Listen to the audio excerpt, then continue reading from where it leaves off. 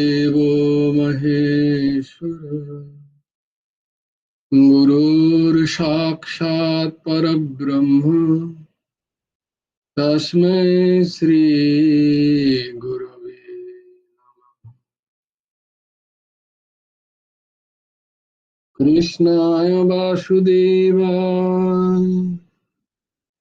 हरये परमात्मने प्रणतक्लेशनाशाय गोविन्दाय नमो नमः। वसुदेवं सुतं देवं कंसचानूरमर्दनं देवकी परमानन्दम् कृष्णं वन्दे जगत्। कृष्णाय वासुदेवाय देवकी नन्दनाय च नन्दगोपकुमार गोविन्दाय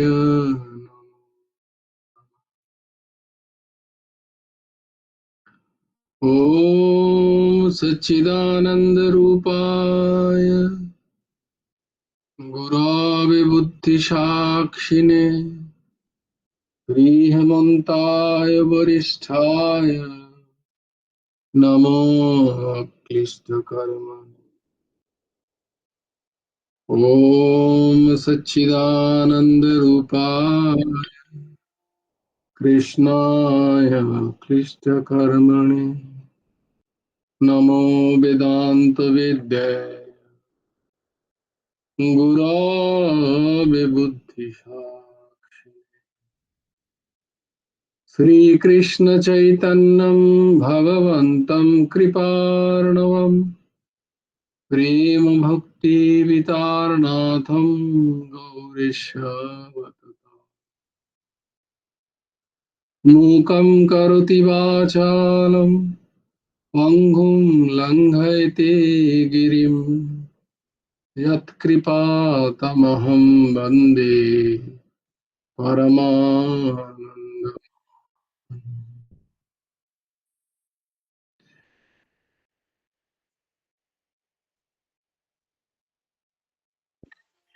नमो नलिननेत्राय वेणुवाद्यविनोदिने राधाधरो सुधापानो शालिने वनमालि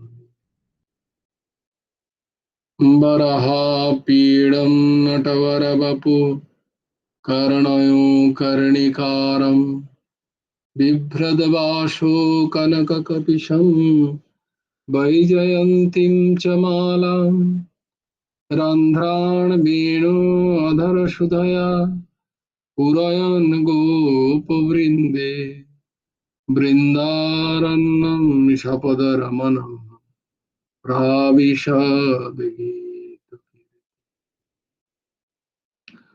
जयति परशरसूनु सत्यवती हृदयनन्दन व्यास यस्य कमलगलितं वाङ्मयमृतं जगत् शिवति नारायणं नमस्कृत्य नरं चैव नरोत्तमं देवीं सरस्वतीं व्यासं ततो जयो मुदीरये वाञ्छाकल्पतरुभ्यश्च कृपासिन्धुभ्य एव च पतितानां पावनेभ्यो वैष्णवेभ्यो नमो नमः। हरि ओम तत्सत्। আমরা 7 দিবসীয় ভাগবতের আজকে অন্তিম দিন। এই শরীরের যিনি অগ্রজ অগ্নি তাকে স্মরণ করে গুরুদেবের শ্রীচরণে সপ্তদিবসীয় ভাগবত সাংকেতিক রূপে অর্পণের আজকে অন্তিম দিন। এসো আমরা বিষয়ে প্রবেশ করি। আধার স্বরূপ কথাসার ভাগবতী কথা পরমহংস ঠাকুর শ্রী শ্রী হেমন্ত দেবজিউ রচিত। ঠাকুর পরের যে বিষয় তিনি লিখছেন, কুবের পুত্রের পরিণতি। লীলাময়ে হরির সবটাই লীলা, সেই লীলা শ্রবণে ভক্তের নিত্য গোলক প্রাপ্তি অবশ্যম্ভাবী। তাই জন্যই ভগবানের এই ধরাতলে এসে লীলা প্রয়োজন পড়ে। কারণ যখন তিনি লীলা সম্পাদন করবেন না, তখন এই ধরাতলের মানুষ সেই লীলা শ্রবণ করে যাতে পরম পদ প্রাপ্ত হয়, পরমার্থ যাতে তাদের লাভ হয়, ভগবানের তাই চেষ্টা। ভগবানের সবকিছুই জনকল্যাণমূলক। লোকবত্তু লীলা কৈবল্যম, তার সবকিছুই লীলা। যা হোক, মা যশোদা গোপালকে দধি ভাণ্ড ভঙ্গ করায় উদু খুলে বেঁধে রেখেছেন। গোপালের নিকট কাউকে যেতেও দিচ্ছেন না, সবাইকে নিষেধ করেছেন, কেউ যাবে না। ওই দুষ্টু ছেলেকে আজ আমি উদু খুলে বন্ধন করেছি। বন্ধনের যে কি যন্ত্রণা, এবার ঠাকুরও বুঝুন এই ভাব। এদিকে কুবেরের পুত্রদ্বয় নলকুবের ও মণিগ্রীব দেবর্ষি নারদের শাপে গোকুলে নন্দ বাবার দ্বারে যমুলার্জুন বৃক্ষরূপে জন্মগ্রহণ করেছেন। তাদের অপরাধ, তারা মদিরায় সুরায় মদমত্ত হয়ে দেবর্ষি নারদের অপমান করেছিলেন। তাই দেবর্ষি নারদ তাদেরকে বৃক্ষজনি প্রাপ্ত হওয়ার শাপ দেন। তারা অনেক অনুনয় বিনয় করার পরে দেবর্ষি বলেন, ঠিক আছে, তোমরা গোকুলে দুই অর্জুন বৃক্ষরূপে জন্ম নেবে এবং ভগবানের যখন গোপাল লীলায় তিনি তোমাদের উদ্ধার করবেন।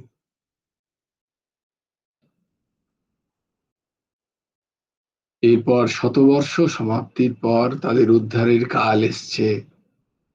তাই গোপাল শুধু যে যশোদা মাকে দিয়ে নিজেকে বাঁধিয়েছেন তা নয়, তার পরবর্তী লীলা সম্পাদনের জন্য নিজেকে বাঁধিয়েছেন। ভগবান গোপালও সেই উদকলকে টানতে টানতে সেই বৃক্ষদ্বয়ের মধ্যে চলে গেলেন। উদুখলটি বৃক্ষদ্বয়ে আটকে যেতেই তিনি তাহা আকর্ষণ করে এমন টান দিলেন, হরির আকর্ষণের টান সেই বৃক্ষদ্বয় সহ্য করতে না পেরে মর্মর শব্দে ভূমিতে লুটাইয়া পড়িল।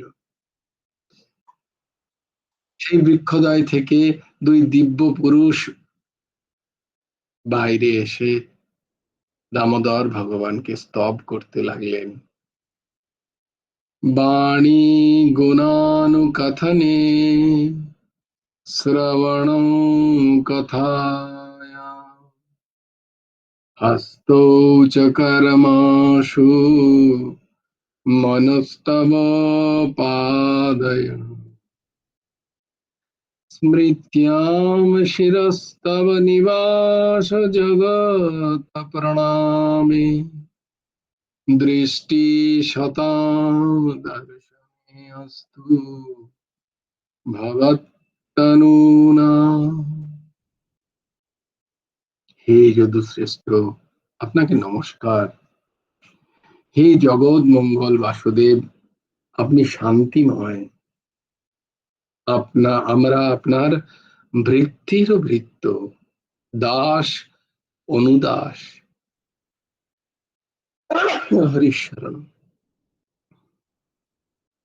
ঋষি প্রধান নারদের কৃপায় আমরা আপনার দর্শন লাভ করেছি। আমরা বাক্যে আপনার গুণকথন, কর্ণে আপনার নাম শ্রবণ, হস্তযুগলে আপনার সেবা, মনে আপনার চরণ চিন্তা, মস্তকে আপনার আবাসস্থল জগৎকে প্রণাম, এবং আমাদের দৃষ্টিতে আপনার মূর্তি স্বরূপ সাধুদের দর্শন করতে পারি, সেই আশীর্বাদ করুন প্রভু। এই বলে তারা অন্তর্নিহিত হলেন। এমন সময় বৃক্ষপতনের বিকট শব্দ শুনে সবাই দৌড়ে এলো। মাও খুব ভয় পেয়ে গেছেন। নন্দ বাবা এসে মাকে বকাবকি করছেন। গোপাল বালকরা যখন এই সত্যি ঘটনার কথা তারা বলছে, কেউই বিশ্বাস করছে না। নন্দ বাবা তাড়াতাড়ি পুত্রের দড়ি বন্ধন খুলে দিল। ঠাকুর লেখেন যে, দেখেছ তো, মারা বন্ধনে আটকায় আর বাবারা বন্ধন খুলে দেয়। এমন সময় নিকটস্থ রাখাল বালক সব এসে নন্দ বাবাকে বলল, ওই বৃক্ষ থেকে দুজন পুরুষ বাইরে বেরিয়ে গোপালকে কত কি না বলে স্বর্গে চলে গেল। নন্দ বাবা ও মা নন্দ রানী তাহা বাৎসল্য ভেবে বিশ্বাসই করলো না, বরং মনে হলো যেন কোনো যক্ষ এসছে। তাই মা যশোমতীও এই অলৌকিক দুর্ঘটনা দেখে ভয়ানক অনুতপ্ত হলেন। তাই ভগবানের যে কথা, মামেব ये প্রপদ্যন্তে মায়া মেতাম তরন্তিতে, আমাকে যারা আশ্রয় করে তাদের মায়া হতে আমি উদ্ধার করি। ভগবানের প্রপন্নতা পেলে এই জগৎ মায়া, জগৎ সংসার, যে মায়ার সংসার, তার আসল সত্যতা ধরা পড়ে। এইরকম ভাবে গোপাল বিভিন্ন ব্রজে তার বাল ক্রীড়া, বাল্য লীলা করছেন। আর মাধুর্যের ভাবের তো কোনো তুলনাই নেই। বালক রূপে ভগবান কখনো গোপীদের করতালির দ্বারা উৎসাহিত হয়ে নৃত্য করেন। কেউ বলেন, গোপাল একটু মাখন দেবো, একটু নেচে দেখাও তো বাবা। গোপাল তৎক্ষণাৎ নাচতে শুরু করে। সঙ্গে সঙ্গে সে নাচে, গান গায়, আদো আদো কথা বলে। আহ, তারই অপূর্ব লীলায় তিনি সমস্ত ব্রজকে মোহিত করে রাখেন। কেউ বলেন, গোপাল তোমার পিতার পাদুকাগুলো নিয়ে এসো তো। গোপাল তাই করে, দৌড়ে দৌড়ে গিয়ে নন্দ বাবার বৃহৎ কাষ্ঠ পাদুকা বক্ষে নিয়ে আসে। গোপাল যেন গোপীদের পুতুল হয়ে গেছে, গোপীদের আজ্ঞানুবর্তী ভগবান। আহ, ভক্তাধীন ভগবান। গোপাল কখনো জলাশয়ে গিয়ে নিজের প্রতিদ্বন্দ্বী শ্রবণ করে, কখনো বা কোকিলের শব্দের অনুকরণ করে, কখনো বানরের পেছনে পেছনে দৌড়ে, কখনো ময়ূরের নৃত্য ভাঙিয়া দেয়, তাদের সাথে খেলা করে। এইভাবে বাল্যলীলা করে সকল গোপীর আনন্দ বর্ধন করে। গোপাল গোপীদের ক্রীড়ার পুতুল। একদিন এক ফল বিক্রেতা মাথায় এক ঝুড়ি ফল নিয়ে, ফল লইবে গো, ফল লইবে, ফল নেবে গো, ফল নেবে, এই বলে বিভিন্ন গোপ গোপীদের দ্বারে দ্বারে ঘুরে বেড়াচ্ছিলেন। গোপালকে মা যশোদা চোখে চোখে রাখেন, যেন বাড়ি থেকে না বেরিয়ে যায়, পাছে কোনো অঘটন ঘটে। তাই এদিকে ফলওয়ালির ডাক শুনে গোপাল দৌড়ে দৌড়ে যায়। কে কি দিচ্ছে, কি বিক্রি করছে গো, কি দিচ্ছে গো, দেখি একটু। গোপাল সেই ফলওয়ালিকে দেখে বলে, আমাকে দুটো ফল দেবে? ও ফলওয়ালি, আমাকে একটু একটা দুটো ফল দাও না গো, আদো আদো ভাষায় বলে। ফলওয়ালি বলে, শুধু হাতে ফল লইবে কি? ফল লইতে জানো, ফল নিতে জানো, আর দাম দিতে হয় সেটা জানো না? ফল নিতে গেলে দাম দিতে হয়।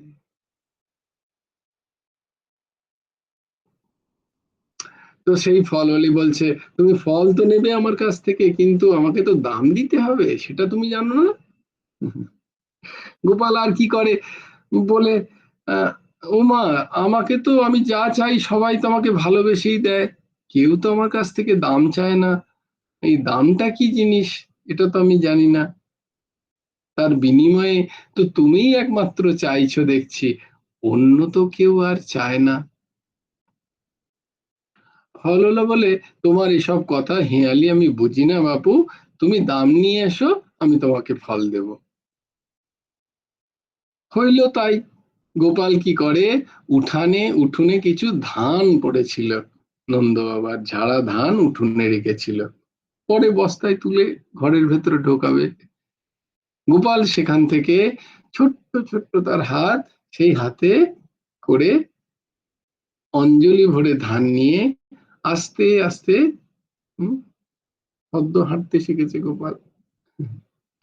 পঞ্চবর্ষম অতিদৃপ্তম অঙ্গনে ধাবমানম, অতিচঞ্চলক্ষণম কিঙ্কিণীবলয়হারোনুপরৈরঞ্জিতম, নমঃ গোপাল বালম। সেই ছোট্ট ছোট্ট হাতে একটুখানি ধান নিয়ে আস্তে আস্তে সদর দরজার দিকে যাচ্ছে, যেখানে ফলওয়ালি বসে আছে। আর কি হচ্ছে জানো তো, ওই যে ছোট ছোট হাতের মাঝখান দিয়ে গোপালের যে হাতের মাঝখানে যে ছোট ছোট ছিদ্র আছে, সেই ছিদ্র দিয়ে ধানগুলো সব গলে গলে পড়ে যাচ্ছে। বাচ্চা ছেলে, ছোট ছেলে, পঞ্চবর্ষম অতি দৃপ্তম। তো যাই হোক, সেই করে করে কোন রকমে গেল ফলওয়ালির কাছে, দিয়ে ফলওয়ালিকে বলল, এই নাও গো, এই নাও, এই জন্য তোমার জন্য আমি তোমার ফলের দাম নিয়ে এসছি, এইটো নিয়ে আমাকে দাও, আমাকে দুটো ফল দাও।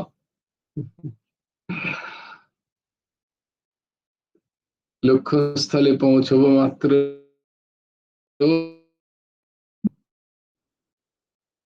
দিয়ে বলে, আচ্ছা নাও, আমার হাতে আর কিছু নেই, দিয়ে এরম করে ঝেড়ে ঝেড়ে বলছে, হ্যাঁ নাও, যা আছে তাই দিয়ে দিলাম, এবার তো দাও একটু ফল।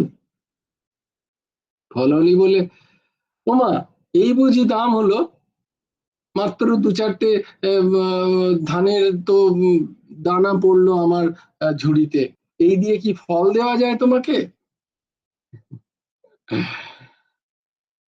গোপাল তো কেমন যেন মুখটা হয়ে গেল, এই রে, তাহলে কি তুমি আমায় ফল দেবে না?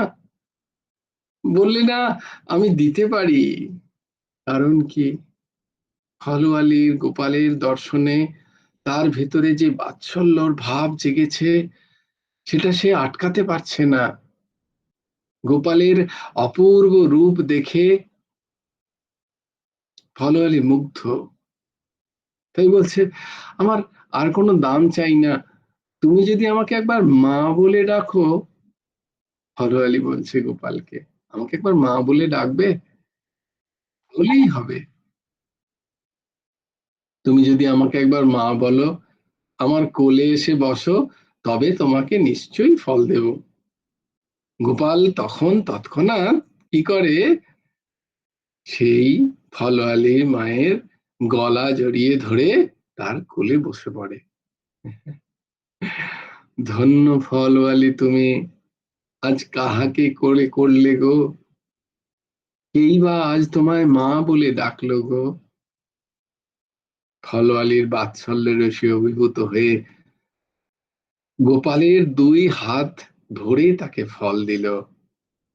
তাই ভাগবত বলিলেন, ক্রীণিহি ভো ফলানীতি শ্রুত্বা সত্বরম অচ্যুতঃ ফলার্থী ধান্যমাদায় ययौ সর্বফলপ্রদাঃ। জগৎকে যে ভগবান সবকিছুর ফল প্রদান করেন, তিনি আজ ধান নিয়ে ফল আনিবার জন্য যাচ্ছেন। এ কি লীলা! এই জগৎকে যিনি ফল প্রদান করেন, তিনি আবার ফল চাইছেন, তাই কখনো হয়? যাই হোক, গোপাল যখন ঘরে ফিরে চলে গেল, ফলওয়ালি চলে গেল তার নিজের ঘরে। ঘরে গিয়ে যখন ফলের ঝুড়ি থেকে ওপরের কাপড়টা সরাচ্ছে, দেখছে যে ধানগুলো গোপাল হাত ছেড়ে তার ঝুড়ির ভেতরে ফেলেছিল, সে সব সোনায় পরিণত হয়ে গেছে। সেই দেখে ফলওয়ালি অঝোর ঝরে কাঁদছে।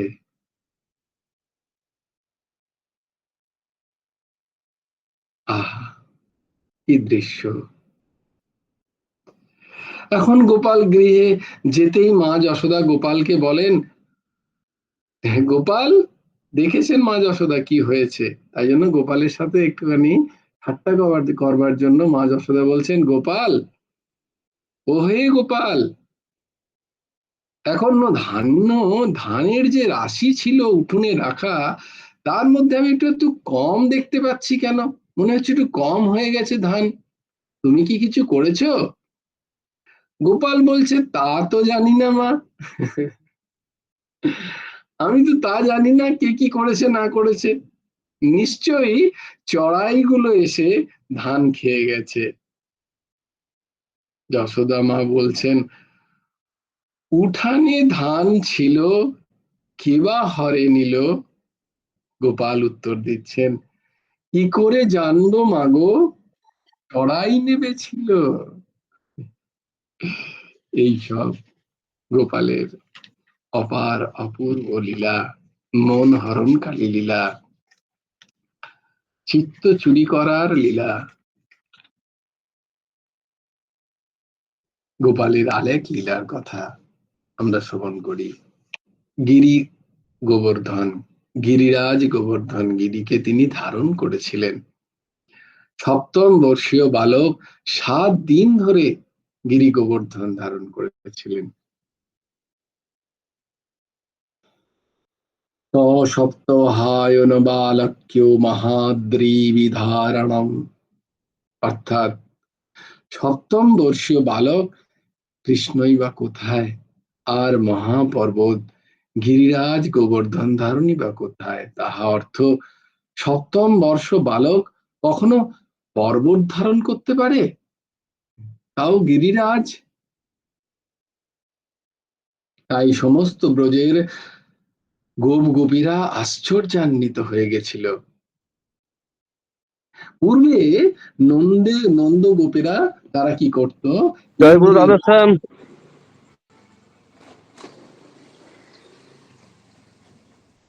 হ্যাঁ, পূর্বে নন্দের নন্দ নন্দ গোপ গোপীরা তারা ইন্দ্রের পূজা করত। তো একদিন এরকমই ইন্দ্রের পূজার জন্য যখন সমস্ত সামগ্রী নিয়ে সবাই যাচ্ছে, তখন গোপাল বলল, তোমরা এত সামগ্রী নিয়ে কোথায় যাচ্ছ?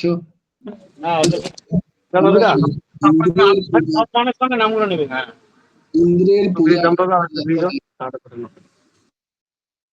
আমরা ইন্দ্রের পূজা করতে যাচ্ছি। বলছে কেন?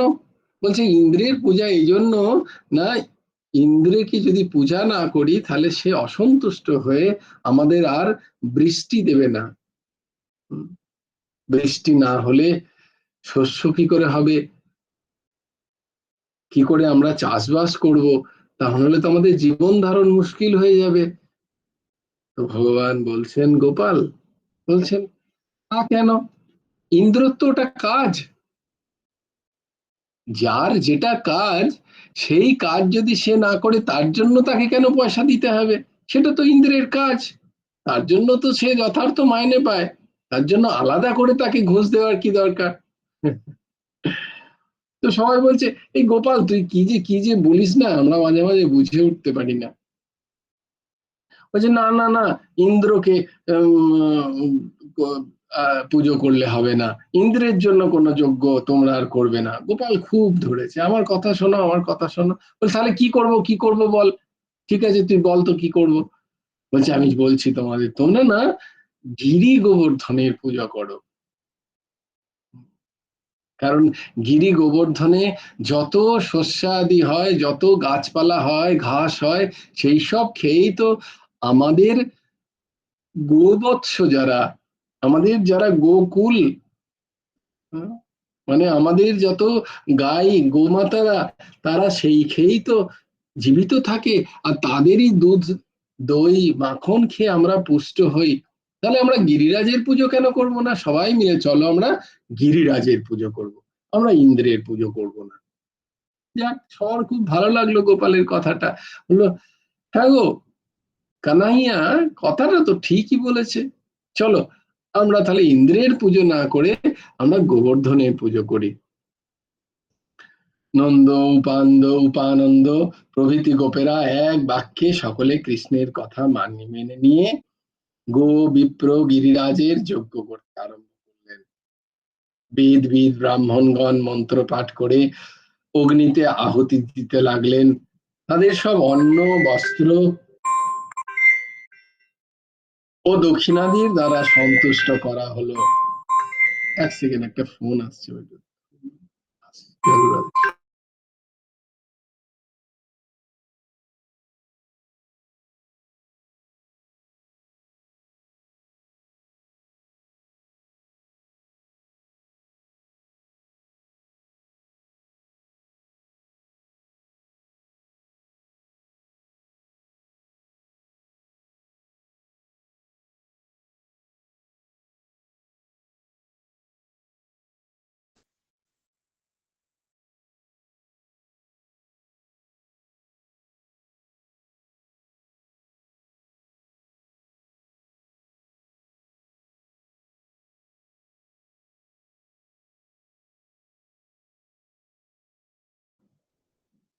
তো সবাই মিলে অন্ন বস্ত্র দক্ষিণাদি দ্বারা মহা ধুমধাম গো সকলকে তৃণদান করলো। তাদের সাজিয়ে বলদেশে ঘণ্টা বেঁধে গিরিরাজের প্রদক্ষিণ শুরু হলো। গিরি গোবর্ধনের পূজা পর্বত প্রমাণ অন্ন পিঠা পুলি পায়েস আদি সমস্ত সাজিয়ে অর্চন করা হলো। কৃষ্ণ নিজে পর্বত শিখরে অদ্ভুত গিরিরাজ গোবর্ধনের মূর্তি ধারণ করে গোপ গোপীদের সেই সব ভোজ্য গ্রহণ করলেন।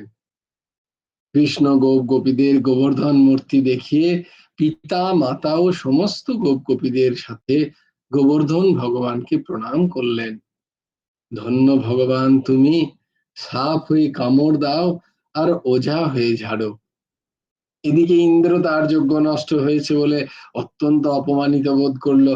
ক্রোধ বশত সামর্তক নামক প্রলয়কালীন মেঘদের বলল, গোপ ও গোকুলকে ধ্বংস করবার ব্যবস্থা করো, প্রচন্ড পরিমাণে বর্ষণ করো। গর্জন বিদ্যুৎ বর্ষা ও বায়ুতে সকলে অস্থির ও নিরাশ্রয় হয়ে গেল। এই দেখে ভগবান কৃষ্ণ গোকুল ও গোপ গোপীদের সঙ্গে ব্রজমণ্ডলকে রক্ষা করার জন্য গিরি গোবর্ধন ধারণ করল। কৃষ্ণ 7 দিন বাম হস্তের কনিষ্ঠাঙ্গুলিতে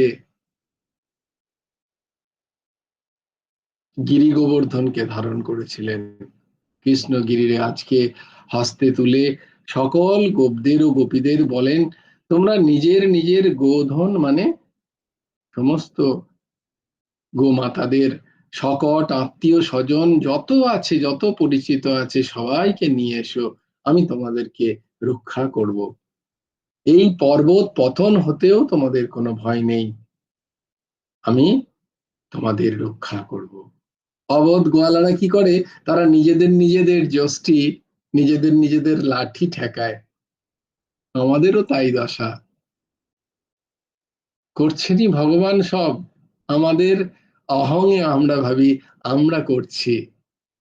যষ্টি ঠেকিয়েছে সব, মানে নিজেদের নিজেদের, ওহো গোপাল তো ছোট্ট ছেলে, 7 বছরের ছেলে, বাঁ হাতের কড়ি আঙুলে ধারণ করে আছে গিরিরাজ, তাতেও তাদের বিশ্বাস নেই যে গোপাল ভগবান। বলে যদি ওই বাচ্চা ছেলের হাত থেকে যদি গোবর্ধন পড়ে যায়, আমরা তো সবাই মরে যাব।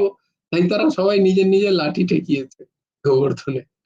বলছে আচ্ছা তোমরা লাঠি ঠেকিয়েছো, বলে না না তুই বাচ্চা ছেলে, তোর কোনো ঠিকানা আছে কখন তোর হাত একটুখানি হালকা হলেই তো আমরা গেলাম সবাই, তোমরা সবাই মরে যাব। বলছে ও, আমার আমার উপর তোমাদের ভরসা নেই, তোমাদের লাঠির ওপর ভরসা, ঠিক আছে একটুখানি নামিয়ে দেখি যে লাঠিতে গোবর্ধন ধরে কিনা। তো যেই যেই একটুখানি নামিয়েছে, পটপট পটপট করে সব লাঠি ভেঙে গেল। তার সবাই বলে আরে আরে না না না, নামাজ না নামাজ না, নামাজ না, তুই ধরে থাক। আচ্ছা এত কিছু দেখে দেখার পরেও কিন্তু গোপরা মানতে চাইছে না যে গোপাল ভগবান। এই হচ্ছে প্রেম, এই হচ্ছে প্রেম। কেউ গোপালকে স্বীকার করছে না যে কৃষ্ণ ভগবান। বলে তুই এত শক্তি পেলি থেকে? তো বলছে যে তোমাদের কাছ থেকেই শক্তি পেয়েছি, তোমাদের যত মাখন চুরি করেছি না আমি, সেই মাখন গুলো থেকেই শক্তি পেয়েছি। এরকম বিভিন্ন লীলা চলছে। 7 দিন ধরে ইন্দ্র বর্ষণ করে এই ব্রজমণ্ডল ভাসিয়ে দেওয়ার চেষ্টা করেও কিন্তু ভাসাতে পারলো না। গোটা ব্রজ শুকনো থাকলো বৃন্দাবন। এই দেখে ইন্দ্র তো অবাক, বলে তো কোনো সাধারণ বালক নয়, আমি ভেবেছিলাম এই যেন কোনো সাধারণ গোপ বালক, এ কোনো সাধারণ গোপ বালক নয়, এ সাক্ষাৎ ভগবান, তাছাড়া আর কেউ করতে পারেন না। তখন সে ধ্যান বলে জানলো তাই তো, সাক্ষাৎ ভগবান, আমার মহা মূর্খামি, আমি খুব ভুল করেছি। তাই জন্য তিনি কি করলেন, আবার সেই গোমাতারই সাহায্য নিলেন, কারণ কৃষ্ণের গোমাতা বড় প্রিয়। তিনি সুরভি গোমাতাকে আগে করে তার দুগ্ধে ও ঐরাবতের শুদ্ধ সুর দিয়ে ভগবান কৃষ্ণের অভিষেক কার্য সম্পন্ন করে তিনি তার নাম রাখলেন উপেন্দ্র। তারপর ইন্দ্র এবং ভগবান উপেন্দ্র দুই ভাই হয়ে গেলেন। গোবিন্দ নামটিও এনাদেরই রাখা। নানাবিধ বাদ্য বাজতে লাগলো, সুরলোক হতে পুষ্প বৃষ্টি হলো, সমস্ত গন্ধর্ব আদি বিভিন্ন গান গুণ দিয়ে সেই সভা ভরিয়ে তুললেন। এই গিরিরাজ গোবর্ধন শ্রী ভগবানের বড় ভক্ত ছিলেন। শ্রী ভগবান যখন বংশীবাদন করতেন, গোবর্ধন গিরিতে গরু চড়াতেন, তখন সেই বংশীধ্বনি শুনে গিরিরাজ মোমের মতো অন্তরে দ্রব মানে গলে যেতেন। তখন গিরিরাজে গোবৎস গো বালকদের পায়ের চিহ্ন পড়ে যেত। তাই ব্রজে গিরিরাজের এখনো এত পূজা প্রদক্ষিণ, কারণ গিরিরাজ অতি বড় ভক্ত ভগবানের। সনাতন গোসাই ছিলেন, তিনি প্রত্যেক দিন 5 ক্রোশ এই গিরিরাজ প্রদক্ষিণ করে তারপর জল স্পর্শ করতেন। শেষে যখন উনি অসমর্থ হয়ে যান, তখন শয়ন করে করে করতেন, ঘষে ঘষে করতেন গিরিরাজ প্রদক্ষিণ। ভাবো ভক্তের কি চরম নিষ্ঠা। গিরিরাজ প্রদক্ষিণ তার ব্রত ছিল, তাই সেটা তার করতেই হবে, করতেই করতে হবে। গিরিরাজ যখন গোস্বামীজিকে এইরকম অসমর্থ দেখলেন, তিনি আর পারছেন না, তখন বললেন, হে প্রভু, হে গোসাই, আপনাকে আর আসতে হবে না, আমি আপনাকে একটি চরণ চিহ্ন দিচ্ছি ভগবানের, সেই চরণ চিহ্ন প্রদক্ষিণ করলেই আমার প্রদক্ষিণ হয়ে যাবে। নিদান কালে তাই গোস্বামীজি চরণ পাহাড়ি প্রদক্ষিণ করে তার গোবর্ধন প্রদক্ষিণ করত, সমাধা করতেন। যাকে গোবর্ধন এলো কি, তার একটা ছোট্ট ঘটনা ভগবান এখানে লিখছেন। যখন সাগরে সেতু বন্ধনকালে মহাবলশালী বানরেরা সমস্ত গিরিখণ্ড নিয়ে সাগরের জলে ফেলছিলেন, তখন হনুমানও হিমালয় থেকে ওই গোবর্ধন গিরিকে উঠিয়ে নিয়ে আকাশ পথে আসছিলেন সাগর বন্ধনের জায়গায় সেই কার্য সমাপ্ত করার জন্য, সেই ভাব নিয়ে। তিনি যখন বৃন্দাবনের কাছাকাছি পৌঁছন, তখন সবাই তাকে খবর দেন যে সমাধা হয়ে গেছে, পুল বাঁধা হয়ে গেছে, আর চাই না কোনো পাথর খণ্ড। তো তখন বললেন, আমি তাহলে এটা কি করি? বলে তাহলে ওইখানেই ওই গিরিরাজকে গোবর্ধনে ব্রজে স্থাপন করলেন। গিরিরাজ তাকে ছাড়বেন না, বললেন, না প্রভু, আমি তো ঠাকুরের দর্শন পাবো না, আমি তো নারায়ণের দর্শনের অভিলাষে যাচ্ছিলাম, রামের দর্শনের অভিলাষে যাচ্ছিলাম, আমাকে এ থেকে বঞ্চিত করবেন না। বললেন, না, কার্য তো হয়ে গেছে, এখন আর তো অধিক নিয়ে যাওয়া যাবে না, তাহলে আমায় কৃপা করুন। বলে, ঠিক আছে, তুমি এবারে পাবে না সত্যিও, ত্রেতা যুগে, দ্বাপর যুগে ভগবান এসে তোমার উপরে ক্রীড়া করবেন, তোমাকে নিত্য দর্শন দেবেন। ভগবান গোবর্ধন গিরি গোবর্ধন এইভাবে আশ্বাস দেন, সন্তুষ্ট করেন। তাই গোবর্ধন গিরির অর্চনা না করলে শ্রী ভগবান সন্তুষ্ট হন না। শ্রীমদ্ ভাগবত বলিলেন, আহো গোবর্ধন বিষ্ণুর ইয়াত্র তিষ্ঠতি সর্বদা। অহো গোবর্ধন, ধন্য যেখানে শ্রীকৃষ্ণ নিত্য বিরাজমান। এইভাবে ভগবান গোবর্ধন গিরির অপূর্ব মহিমা প্রতিষ্ঠা করলেন। তারপরে ঠাকুর লিখছেন কৃষ্ণের দাবাগ্নি দক্ষিণের কথা, তারপরে লিখছেন ব্রহ্মর সম্মোহন লীলা। ব্রহ্ম জগৎ স্রষ্টা, তিনি মনে করেন আমার মতো বিশ্ব ব্রহ্মণ্ডল, যেটা আমরা মনে করি না, আমাদের ছোট্ট ছোট্ট সংসার, ছোট্ট ছোট্ট আহ ছোট্ট ছোট্ট আমাদের বৃত্ত, আমাদের জীবন, মনে করি আমার মতো কেউ ভালো পারবে না, আমি সর্বশ্রেষ্ঠ পারি, আমাদের অহংকার হয়, তাই না? তো ব্রহ্মারও সেরকম অহংকার হয়েছে, সেই অহংকার মর্দনের জন্য এটা ব্রহ্ম অহংকার মর্দন লীলা। তার সম্মান হয়ে গেছে যে আমি সব থেকে বড় শ্রেষ্ঠ। চতুরানন ব্রহ্মা তিনি বলছেন আমার যে এই ব্রহ্মাণ্ড সব থেকে শ্রেষ্ঠ। আচ্ছা, ভগবান হাসছেন, অন্তর্যামী হাসেন আমরা যখন এরকম গর্ব করি, অহংকার করি। তাই তিনি সৃষ্টি, বিশ্ব ভূমণ্ডল সৃষ্টি আর কেউ পারে না, এটাই তার গর্বের বিষয়। তিনি ভগবান শ্রীকৃষ্ণকে সামান্য গোপ বালক মনে করছেন। বলে, কে বলেছে পরমাত্মা পরমেষ্টি যে গোলক বৈকুণ্ঠে থাকেন সেই রকম গোপ গোপীদের সাথে ধুলোয় ধুলোয় মাখামাখি করছে, গরু চড়াচ্ছে? আমি বিশ্বাস করি না।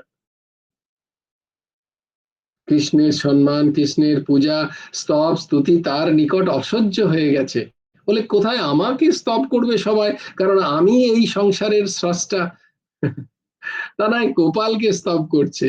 আমাদেরও তাই হয়, ছোট ছোট সংসারে আমরা ভাবি আমাদেরকে স্তব করা উচিত, স্ত্রীর আমাকে পূজা করা উচিত, তা নয় ভগবত পুজোতে মন লাগায়।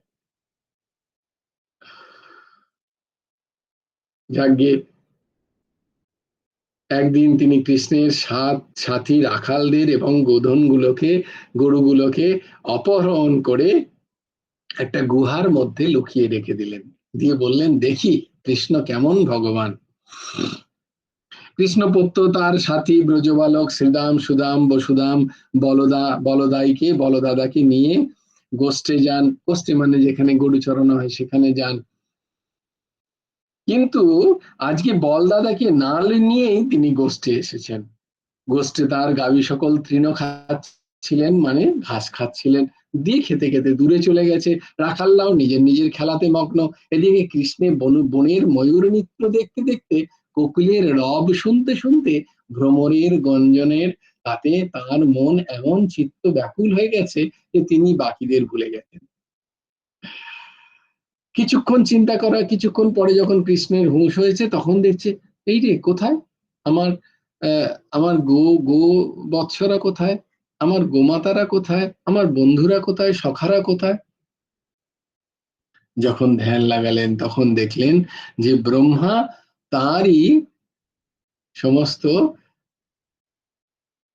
সখাদের, গো বৎস গাভীদের হরণ করে একটা পর্বত গহ্বরে ঘুম পাড়িয়ে রেখে দিয়েছে। তিনি বলে, আচ্ছা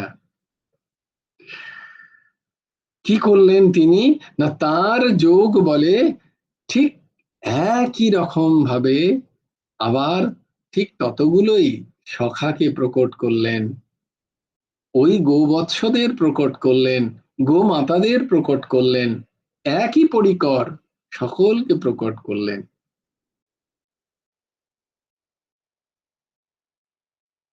সেই প্রকট করে তিনি যখন তার লীলা শুরু করলেন, ব্রহ্মা তো সেই গহ্বরে তাদেরকে ঘুম পাড়িয়ে চলে গেছে। দিয়ে 1 বছর পর যখন এসে দেখছে যে দেখি কৃষ্ণের কি দশা, বলছে এখানে তো কিছুই পরিবর্তন নেই, সব যেমনটি তেমন। কৃষ্ণের সেই সখারাও আছে, সেই গোবৎসরাও আছে, সেই গোমাতারাও আছে, সবাই একই রকম ভাবে আছে। তাহলে কোথায় দেখি আমি যাদেরকে শুয়েছিলাম তারা আছে না, তাদেরকে বার করে নিয়েছে কৃষ্ণ। তো গিয়ে দেখছে না, তারাও সেখানে ঘুমোচ্ছে। আবার বাইরে এসে দেখছে যে এরাও সবাই একরকম, বলে এটা কি করে সম্ভব। তখন যখন তিনি ধ্যান মুদ্রায় গেলেন তখন দেখলেন ভগবান সাক্ষাৎ এই লীলা করেছেন। তখন তার আর প্রচন্ড কষ্টে বলেন, হা হা, আমি কি অন্যায় করেছি। ভগবানের কাছে গিয়ে তিনি ক্ষমা চাইতে লাগলেন। এদিকে কৃষ্ণ ব্রহ্মাকে আরেকটু শিক্ষা দেওয়ার জন্য বললেন, ব্রহ্মণ চলুন আপনাকে একটু বেরিয়ে নিয়ে আসি। এই বলে চতুরানন ব্রহ্মাকে নিয়ে তিনি তাহার সৃষ্ট দশানন ব্রহ্ম এমন একটা জায়গা, এমন সৃষ্টিতে গেলেন যেখানকার সেই সৃষ্টির যিনি অধিনায়ক তিনি 10 অনন, মানে তার 10টি মাথা আছে এমন ব্রহ্মা। দশানন ব্রহ্মার নিকট যান, তার ব্রহ্মাণ্ড, তার মানে এই ব্রহ্মাণ্ডেরও 10 গুণ ব্রহ্মাণ্ড সেই ব্রহ্মাণ্ড, এইটি দেখা। চতুরানন ব্রহ্ম সেটি দেখে তো তার অবস্থা খারাপ, বাপরে এত বিশাল ব্রহ্মাণ্ড। এবার কৃষ্ণ চতুরানন ব্রহ্মাকে নিয়ে শতানন ব্রহ্ম, যার 100টা মাথা আছে, এরকম ব্রহ্ম মানে 100 গুণ ব্রহ্ম একটা ব্রহ্মাণ্ডে গিয়ে তাকে দর্শন করান। তারপরে তাকে নিয়ে যান সহস্রানন ব্রহ্মের কাছে। হাজার ব্রহ্মা, হাজার মাথা বিশিষ্ট ব্রহ্মা, মানে তার এই ব্রহ্মাণ্ডের থেকেও 1000 গুণ শ্রেষ্ঠ একটি ব্রহ্মাণ্ড তাকে দর্শন করেন। এইভাবে কোটি কোটি ব্রহ্মাণ্ডকে দর্শন করিয়ে ব্রহ্মার তো অবস্থা অত্যন্ত খারাপ। বলে, হে প্রভু আমায় ক্ষমা করবেন, আমি কত ছোট্ট একটা ব্রহ্মাণ্ডের নায়ক, আর এই এত এত কোটি কোটি ব্রহ্মাণ্ড আপনার সৃষ্টিতে আমার গর্ব অহংকার খুবই অন্যায়, আমার খুবই অন্যায় এই অহং করা। আমি কত ছোট তা আমি বুঝতে পারিনি প্রভু, আপনার সামনে আমি নগণ্য কীট মাত্র, তাও নই, আমাকে ক্ষমা করুন। কৃষ্ণ যে সাক্ষাৎ ভগবান তা ব্রহ্মা সম্মোহন লীলাতে সুস্পষ্ট হয়। এত চাংশ কলা কৃষ্ণস্তু ভগবান স্বয়ং, বাকি সব তার কলা। এই চাংশ কলা, কৃষ্ণস্তু ভগবান স্বয়ং। এইভাবে কৃষ্ণের, ভগবান শ্রীকৃষ্ণের ব্রজের বিভিন্ন লীলায় তিনি জীব উদ্ধার কল্পে অপূর্ব অপূর্ব লীলা সম্পাদন করেন। হে দেব, হে দয়িতা, হে জগদৈক বন্ধু, হে কৃষ্ণ, হে দয়াল, হে করুণৈক সিন্ধু, হে নাথ, হে রমা, হে নয়নাভিরাম, হা হা কদनु ভবিতাসি পদম দ্বিষুর্বে।